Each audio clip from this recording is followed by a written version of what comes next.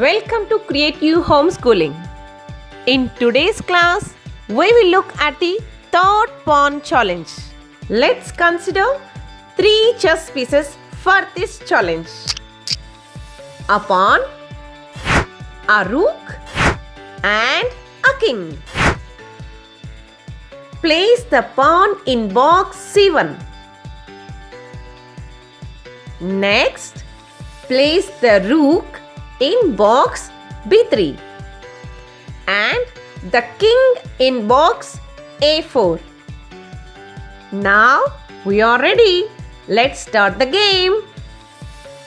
As you know, the pawn can move only one step forward. So, let's move the pawn from C1 to C2. Right. The pawn now has 3 options. It can either move forward or diagonally to the left or diagonally to the right to capture the rook. In this step, I would like to capture the rook. Therefore, I will move diagonally to the box B3. Correct.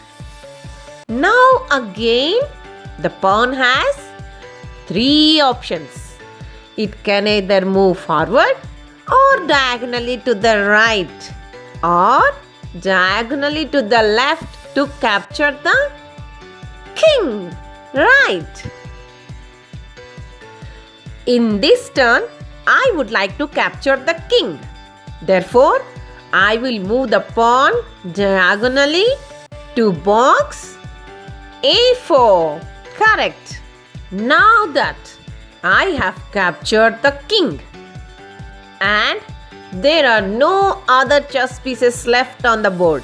So, this challenge is finished. Let's do this challenge again together. Now, let's again place the pawn in box C1, the rook in box B3, and finally, the king in box A4.